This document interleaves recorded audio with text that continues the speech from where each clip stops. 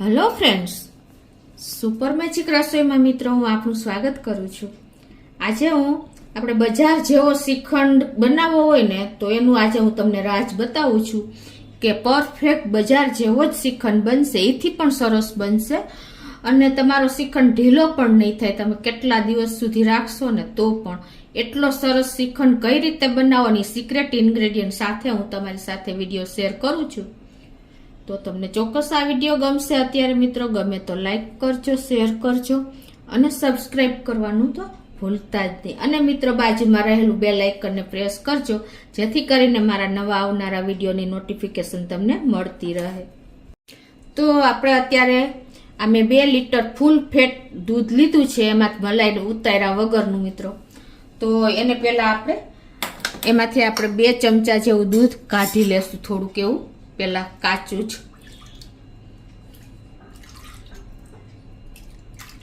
અને હવે આને આપણે ગેસ ઉપર મૂકી દેશું, ગેસ ઓન કરીને. અને આને આપણે ઉકાળી લેવાનું છે, આ દૂધને ઉભરો આવે ત્યાં સુધી આ રીતે. હવે આપણું દૂધ ગરમ થાય છે ને મિત્રો, ત્યાં આપણે એક પ્રોસીજર કરી લઈએ. તો હવે જે આપણે આ કાચું દૂધ કાઢ્યું છે ને એમાં આપણે આ 2 લીટર દૂધ સામે આપણે 4 ટેબલ સ્પૂન જેવો મિલ્ક પાવડર નાખી દેશું. આ મેં 4 ટેબલ સ્પૂન 12 વાટકીમાં લીધો છે. અને આપણે એને મિક્સ કરી લેશું. આ રીતે આપણે લમ્સ ન રહીએ ને એ રીતે આપણે દૂધમાં મિક્સ કરી લેશું. મિત્રો બજારનું રાજ આજે હું તમને શ્રીખંડ કઈ રીતે બજારમાં મળે બનાવે છે ને એ રીતે હું તમને બતાવું છું. એ લોકો આ રીતે જ શ્રીખંડ બનાવે છે, એટલે આપણને બહારનો શ્રીખંડ એકદમ લૂઝ પણ નથી પડતો અને એન્ડ સુધી આપણે એવો ને એવો રહીએ છે. આ રીતે આપણે 4 ટેબલ સ્પૂન જેવું મિલ્ક પાવડર નાખ્યો છે. હવે એની સામે આપણે 2 લીટર દૂધ સામે 4 ટેબલ સ્પૂન આપણે કોર્નફ્લોર લેશું. મિત્રો આપણે આ શ્રીખંડ આપણે કાંઈ પણ વ્રત કર્યું હોય, 11 કે તો મિત્રો આપણે તમે એમમાં લાગતું હશે કે કોર્નફ્લોર નાખીને આપણને એની વાસ આવશે શ્રીખંડમાં, પણ એવું બિલકુલ નહીં થાય. આપણે જે 12 શ્રીખંડ લઈ છે ને એમાં કોર્નફ્લોર, અને તમે કોર્નફ્લોરની જગ્યાએ મેંદો પણ નાખી શકો છો, પણ જો તમે કોર્નફ્લોર નાખ્યો હશે ને તો તમે વ્રતમાં પણ આ ખાઈ શકશો. અને આપણે આ હલાવતા હલાવતા વચ્ચે વચ્ચે દૂધ પણ હલાવતું જવાનું છે, ગરમ કરવા મૂક્યું છે એ, નહીંતર તળિયે દૂધ બેસી જશે. એટલે તમે વ્રતમાં પણ આ રીતે ખાઈ શકશો જો કોર્નફ્લોર નાખ્યો હશે તો. હવે આને આપણે એકદમ સરસ દૂધમાં મેલ્ટ કરી લેશું, કોર્નફ્લોર અને મિલ્ક પાવડર. આને હિસાબે જ આ જ બજારનું રાજ છે મિત્રો, બજારના શ્રીખંડનું રાજ. એ લોકો કોર્નફ્લોર કે મેંદો નાખે છે અને મિલ્ક પાવડર પણ નાખી દે છે, એટલે એકદમ સરસ, જરાય પણ ઢીલો નહીં પડે અને તમારો શ્રીખંડ એકદમ કઠણ રહેશે છેલ્લે સુધી, હાર્ડ જેવો ખાય આપણે લૂજ જ નહીં પડે. તો આ રીતે આપણે એકદમ સરસ ઓગાળી લેશું. જો આ સરસ આપણે મેલ્ટ થઈ ગયું છે દૂધમાં નાખીને. અને આ બાજુ આપણું દૂધ પણ જો ઉકળી ગયું છે. તો આ રીતે આપણે દૂધ ફૂલ ઉકાળી લેવાનું છે. અને હવે આપણે આ જે મેલ્ટ કરેલું દૂધ છે ને, કોર્નફ્લોર અને મિલ્ક પાવડર, એ દૂધ આપણે આમાં રેડતા જાશું અને આપણે હલાવતા જાશું, થોડું થોડું એડ કરતા જાશું. આ રીતે આપણે કન્ટિન્યુ ચમચો તો હલાવતો જ રહેવાનો છે, નહીતર શું થશે કે લમ્સ પડી જશે દૂધમાં.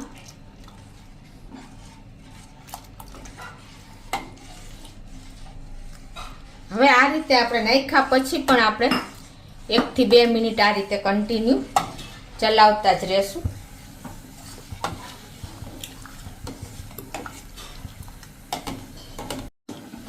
આપણું દૂધ એકદમ સરસ થીક થઈ જાય ને ત્યાં સુધી આપણે હલાવવાનું છે.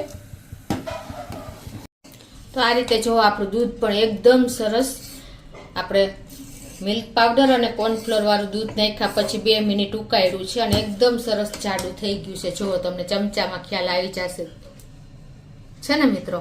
આટલું આપણે એકદમ થીક દૂધ બનાવવાનું છે. હવે આપણું દૂધ એકદમ રેડી થઈ ગયું છે. તો હવે એને આપણે ગેસ બંધ કરી દેશું અને નીચે લઈ લેશું.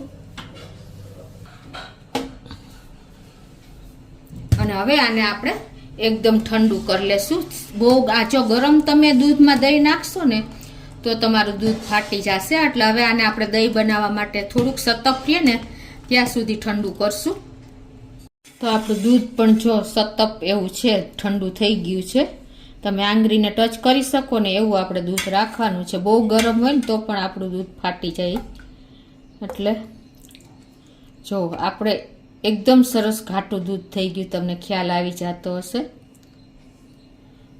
તો હવે આમાં આપણે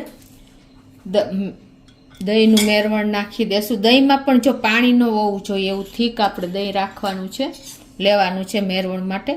તો અત્યારે હું 1.5 ચમચી જેવું, દહીં પણ આપણું મોરું જ હોવું જોઈએ. તો અત્યારે હું 1.5 ચમચી જેવું દહીં નાખું છું. અને એને આપણે આ રીતે દૂધમાં મિક્સ કરી લેશું. પહેલાં તમે આ રીતે ચમચામાં મિક્સ કરશો ને તો એકદમ સરસ તમારું દહીં આખા દૂધમાં મિક્સ થઈ જશે. દહીં મેળવવાની પણ તમારી સ્કિલ હોવી જોઈએ મિત્રો. જો આ રીતે તમે દહીં મેળવશો ને, એકદમ ઘાટું દહીં લેવાનું મેરવણ, તો તમારું દૂધ ઓબ્વિયસલી એકદમ થીક થશે, જરા પણ પાણી નહીં છૂટે.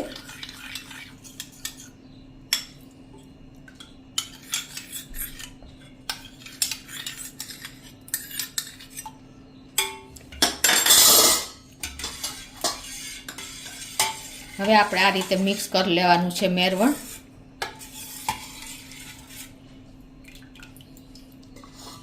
અને હવે આને આપણે મેરવણ નાખ્યા પછી આ રીતે ઢાંકીને ઓવરનાઇટ આપણે મૂકી દેશું. એટલે આપણું દહીં રેડી થઈ જશે. અને કદાચ તમારે 7 થી 8 કલાકમાં પણ તૈયાર થઈ જાય. તો હવે આપણે આને 12 કલાક પછી જોશું. તો મિત્રો જો આપણે 7 થી 8 કલાક થઈ ગઈ છે અને આપણું દહીં પણ તૈયાર થઈ ગયું છે. ઓવરનાઇટ રાખવું પણ નથી પડ્યું. અને હવે આપણે એકદમ જો થીક આપણું દહીં તૈયાર થયું છે. હવે એને આપણે એક કપડામાં કાઢી લેશું. આ રીતે તમારે નીચે વાસણ રાખીને આવી રીતે જારો કે કાંઈ પણ વાસણ હોય ને હોલવાળું, ગયણો કે એ પ્રમાણે તમારે આ રીતે રાખી દેવાનું છે. અને એની ઉપર આપણે કોટનનું કપડું રાખી દેવાનું છે. અને હવે આપણે આ બધું દહીં આમાં નાખતા જઈશું.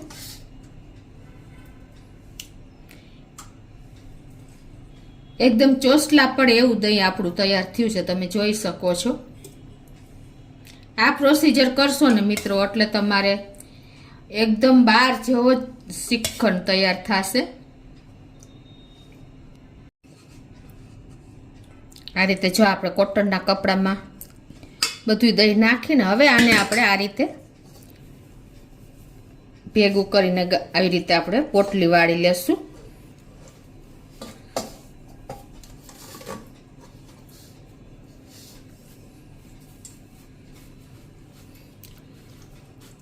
અને હવે એમાંથી આપણે જેટલું પાણી નીકળે ને એટલું આ રીતે આટી ચડાવીને અને પાણી કાઢી લેશું. તમને જો ખ્યાલ આવી જતો હશે. આ રીતે આપણે બધું પાણી કાઢી લેશું.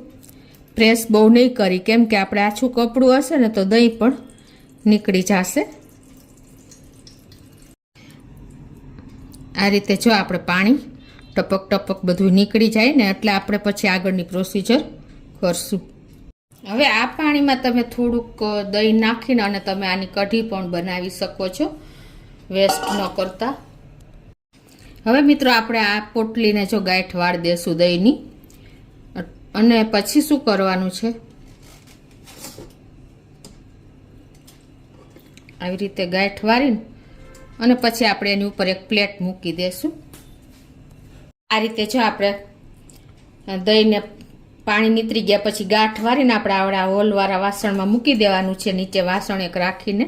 પછી એની ઉપર આપણે કોઈ પણ આવી પ્લેટ મૂકી દેવાની છે અને એની ઉપર આપણે વજન મૂકી દેશું. એટલે એકદમ વજન આવશે ને એટલે બધું પાણી આપણે દહીંમાંથી નીતરી જશે. અને આને આપણે 2 થી 3 કલાક ફ્રીજમાં મૂકી દેવાનું છે. એટલે એકદમ સરસ આપણો શ્રીખંડ માટેનો મસ્કો તૈયાર થઈ જશે. તો આપણે જો ફ્રીજમાં મૂક્યું હતું ને એને 5 થી 6 કલાક થઈ ગઈ છે. તમારે પાણી નીતરી જાય ને એ રીતે આપણે રાખવાનું છે. 5 થી 6 કલાક થાય કે 2 થી 3 કલાક થાય કે ઓવરનાઇટ થાય. અને હવે તમને આપણે મસ્કો પણ ખોલી લઈએ. જુઓ મિત્રો, એકદમ સરસ આપણો મસ્કો તૈયાર થઈ ગયો છે. તમને ખ્યાલ આવી જતો હશે. આ રીતે જુઓ, એકદમ આપણે મસ્કાનું બધું પાણી નીતરી ગયું છે. જુઓ છે ને. હવે આ પાણીને તમે, મેં કીધું એમ, તમે કઢી થોડુંક દહીં નાખીને બનાવી શકો છો. અને આપણો મસ્કો પણ એકદમ ડ્રાય થઈ ગયો. જો તમને ખ્યાલ આવી જતો હશે. હવે આપણે આ જેટલો મસ્કો થાય છે ને એ પ્રમાણે હું તમને ખાંડની ક્વોન્ટિટી બતાવું છું. કે અત્યારે આપણે આ રીતે આપણે ભરી લઈએ, તમને ખાંડનું માપ ખ્યાલ આવી જાય. કે અત્યારે જો આપણો મસ્કો હું ભરું છું ને, તો મને લાગે 1 બાઉલ થશે.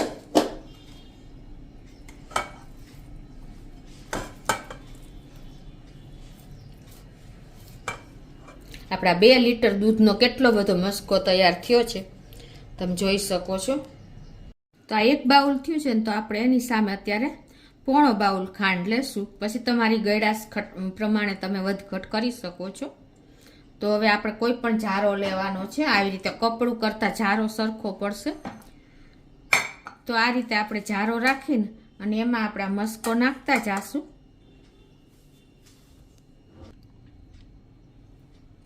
આ મસ્કો 1 બાઉલ છે, એની સામે જ એવડો જ બાઉલ મેં દળેલી ખાંડ લીધી છે.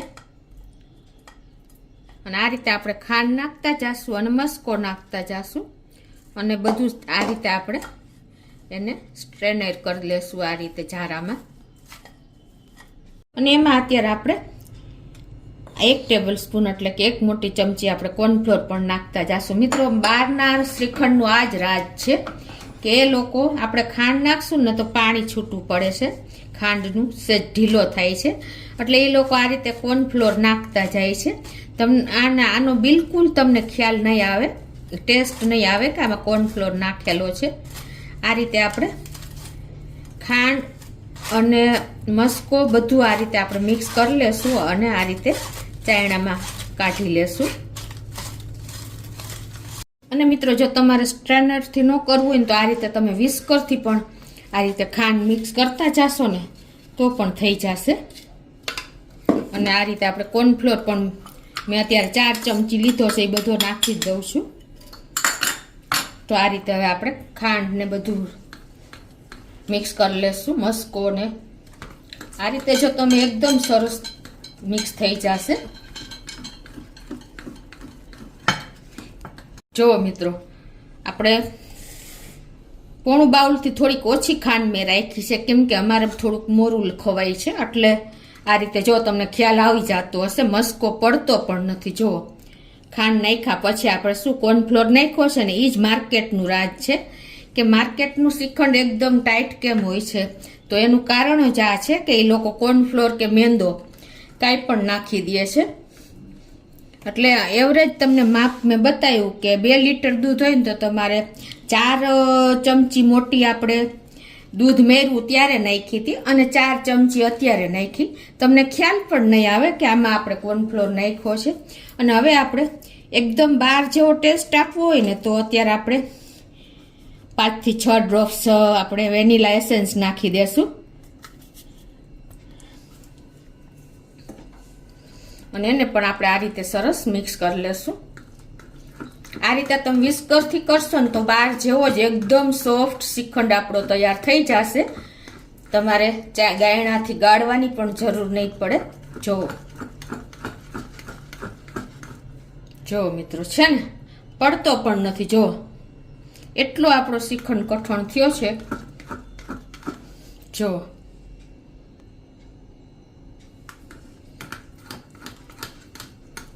હવે આપણે જો શ્રીખંડનો બેઝ તો તૈયાર થઈ ગયો. હવે તમે આમાંથી કોઈ પણ ફ્લેવરનો શ્રીખંડ બનાવી શકો છો. ડ્રાય ફ્રૂટ છે, કેસર છે, રાજભોગ છે. એટલે તમે અલગ અલગ ફ્લેવરનો આમાંથી તમે શ્રીખંડ બનાવી શકો છો, અલગ અલગ પાર્ટ કરીને કે કોઈ પણ એક ફ્લેવર કરીને. અત્યારે હું મિક્સ ફ્રૂટનો શ્રીખંડ બનાવું છું. તો મેં થોડા એવા ચીકુ, 2 ચીકુ અને એક નાનું એવું સફરજન અને 10 થી 12 દ્રાક્ષના પીસ કરેલા છે. તો એ હું આમાં એડ કરી દઉં છું. અત્યારે આપણે ફૂલ સિઝન છે ચીકુ દ્રાક્ષની, અને તો આપણે અત્યારે એ એડ કરીએ છીએ. તમે તમારા ગમતા ફ્રૂટ કોઈ પણ નાખી શકો છો. અને થોડા એવા કાજુ અને બદામના કટકા કર્યા છે એ પણ નાખી દેશું. અને હવે આ બધું આપણે સરસ મિક્સ કરી લેશું. મિત્રો આપણે બહાર કરતા ઘરે શ્રીખંડ 3જા ભાગનો પડે છે, એટલે કે એટલી પ્રાઇઝમાં સસ્તો પડે છે. અને આટલો ચોખ્ખો શ્રીખંડ આપણે ઘરે તૈયાર કરી શકીએ છીએ. જુઓ તમે, આ શ્રીખંડ આપણે બહાર લેવા જાય ને તો આપણને 1/4 પ્રાઇઝમાં વધારે પડે છે. તમે જોઈ શકો છો, એકદમ સરસ માર્કેટ જેવો. માર્કેટનું રાજ મેં આજે તમને બતાવ્યું કે બહાર શ્રીખંડ બને છે તો કઈ રીતે બને છે. મિત્રો તમે આ હોળી ઉપર ચોક્કસ, આજે જ હોળી છે તો તમે ચોક્કસ એક આ રીતે ટ્રાય કરજો ધૂળેટી ઉપર. તમે મનગમતી ફ્લેવરના ફ્રૂટ્સ, ડ્રાય ફ્રૂટ્સ, રાજભોગ કોઈ પણ ફ્લેવરનો બનાવી શકો છો.